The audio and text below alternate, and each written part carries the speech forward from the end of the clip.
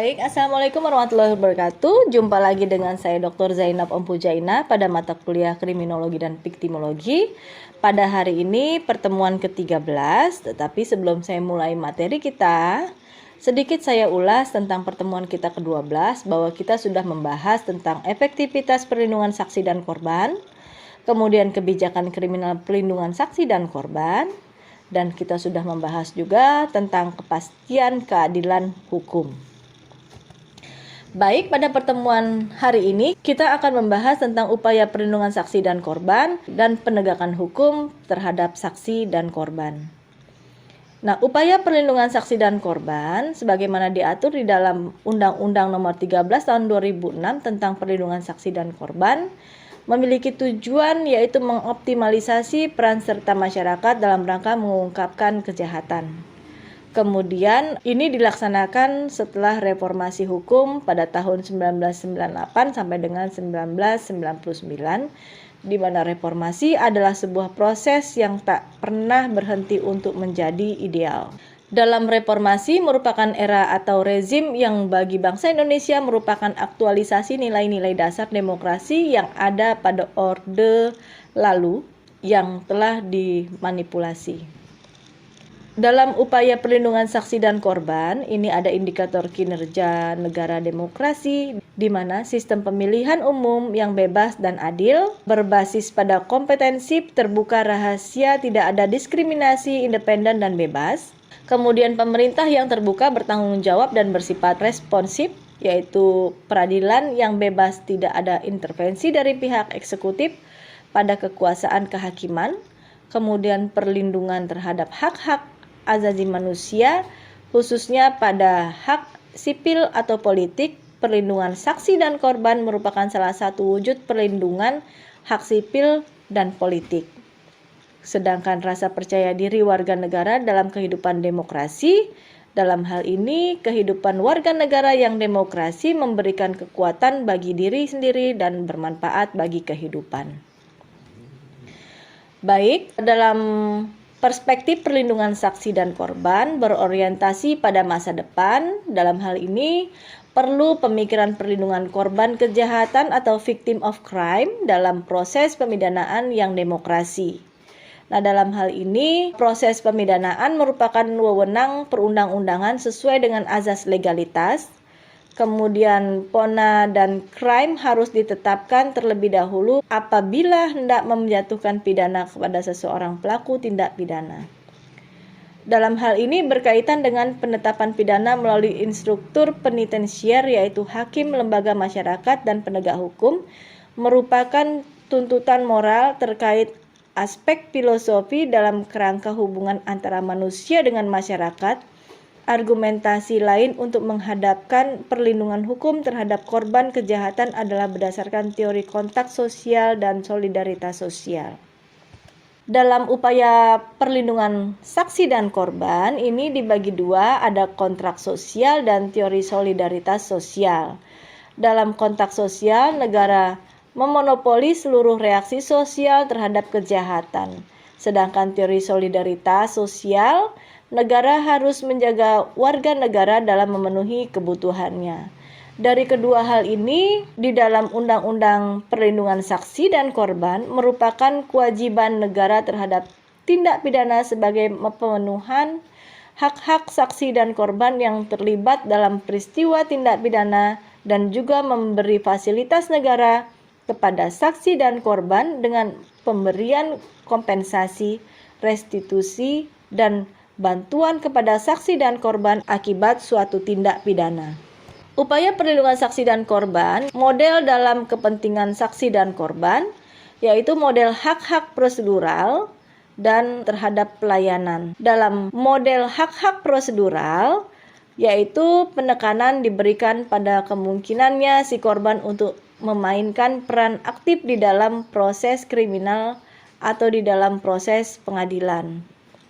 Nah, Dalam hal ini dianggap dapat memenuhi perasaan untuk membalas korban maupun masyarakat terhadap tindak pidana yang dilakukan tersangka, dan korban diberikan hak untuk ikut campur dalam proses peradilan secara aktif. Tadi itu positifnya. Sekarang negatifnya, bahwa dianggap dapat menciptakan konflik antar kepentingan umum pribadi. Kemudian sistem peradilan pidana berorientasi pada kepentingan umum. Dan yang terakhir, partisipasi korban dalam administrasi peradilan menempatkan kepentingan umum di bawah kepentingan pribadi.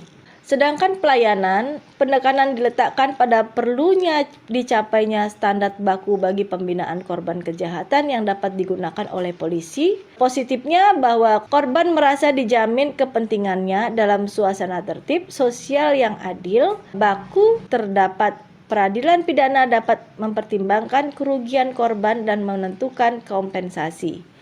Sedangkan negatifnya, bahwa kewajiban-kewajiban yang dibebankan pada polisi, jaksa, dan peradilan untuk melakukan tindakan kepada korban dianggap akan membebani aparat penegak hukum. Dalam penegakan hukum terhadap saksi dan korban, ini ada Lembaga Perlindungan Saksi dan Korban, di mana LPSK memiliki kewenangan untuk memberikan kompensasi, restitusi, dan bantuan sebagaimana diatur dalam Peraturan Pemerintah Nomor 44 Tahun 2008 tentang pemberian kompensasi, restitusi, dan bantuan kepada saksi dan korban. Dan juga azas kesamaan hukum atau equality before the law. Nah, sebagaimana diatur di dalam KUHP, perangkat-perangkat penegak hukum ini terdiri dari aparat penegak hukum, jaksa, hakim, advokat. Aparat penegak hukum ini masuk dalam kepolisian. Kemudian Lembaga Perlindungan Saksi dan Korban berkenaan dengan kompensasi sebagaimana diatur di dalam Peraturan Pemerintah Nomor 44 Tahun 2008, Pasal 1 Angka 4, bahwa ganti kerugian diberikan oleh negara karena pelaku tidak mampu memberikan ganti kerugian sepenuhnya yang menjadi tanggung jawabnya. Sedangkan sebagaimana diatur dalam pasal 2 ayat 1, diberikan kepada korban pelanggaran HAM berat dengan mengajukan permohonan oleh korban, keluarga, atau kuasa kepada pengadilan melalui LPSK. Nah, dalam hal ini pengadilan yang dimaksud adalah pengadilan hak asasi manusia. Kemudian Lembaga Perlindungan Saksi dan Korban berkenaan dengan restitusi sebagaimana diatur dalam Peraturan Pemerintah Nomor 44 Tahun 2008, Pasal 1 Angka 5, di mana ganti kerugian diberikan kepada korban atau keluarganya oleh pelaku atau pihak ketiga dapat berupa pengembalian harta milik atau penggantian biaya untuk tindakan tertentu. Dan pada pasal 20 ayat 1, di mana diberikan kepada korban tindak pidana dengan mengajukan permohonan oleh keluarga korban atau kuasanya kepada pengadilan melalui LPSK. Nah, dalam hal ini pengadilan yang dimaksud adalah pengadilan negeri yang berwenang memeriksa, mengadili, dan memutuskan tindak pidana yang bersangkutan. Kemudian Lembaga Perlindungan Saksi dan Korban berupa bantuan sebagaimana diatur di dalam Peraturan Pemerintah Nomor 44 Tahun 2008 pada Pasal 1 Angka 7, yaitu layanan yang diberikan kepada korban dan atau saksi oleh LPSK dalam bentuk bantuan medis dan bantuan rehabilitasi psikososial. Dengan mengajukan permohonan oleh korban, keluarga, atau kuasa kepada LPSK untuk mendapat penetapan kelayakan, jangka waktu, dan besarnya biaya yang diperlukan dalam memberikan bantuan berdasarkan keterangan dokter, psikiater, psikolog rumah sakit, pusat kesehatan, atau rehabilitasi. Nah, ini ada beberapa aturan yang mengatur tentang penegakan hukum terhadap saksi dan korban. Ada pasal 166, 167, 168, 171, 172, 173, 177 ayat 1, 178 ayat 1, 178 ayat 2. Kemudian penegakan hukum terhadap saksi dan korban berkenaan dengan aparat penegak hukum, dalam hal ini kejaksaan. Fungsi utama ada pada bidang penuntutan. Kejaksaan ini diatur dalam Undang-Undang Nomor 16 Tahun 2004 tentang Kejaksaan Republik Indonesia, yaitu dalam bidang penuntutan, melakukan penuntutan terhadap semua tindak pidana umum dalam lingkup peradilan umum, termasuk tindak pidana khusus dan pelanggaran HAM berat. Kemudian sesuai dengan prinsip Dominius Litis, penetapan dan pengendalian kebijakan penuntutan terhadap semua tindak pidana yang masuk dalam lingkaran peradilan umum hanya ada di satu tangan. Kemudian aparat penegak hukum hakim, dalam hal ini diatur dalam Undang-Undang Nomor 48 Tahun 2009 tentang kekuasaan kehakiman, di mana Undang-Undang Nomor 31 Tahun 2014 tentang perubahan atas Undang-Undang Nomor 13 Tahun 2006 tentang perlindungan saksi dan korban. Nah, dalam hal ini perspektif hakim dengan adanya Undang-Undang PSL menyebabkan peradilan harus memenuhi para pencari keadilan yang selalu menghendaki peradilan yang cepat, tepat, adil, dan biaya ringan. Kemudian aparat penegak hukum advokat dalam hal ini diatur dalam Undang-Undang Nomor 18 Tahun 2003 tentang advokat, di mana perlindungan saksi dan korban dalam perspektif advokat bahwa setiap aplikatif proses pengumpulan bukti adalah proses utama dalam mengungkap suatu tindak pidana.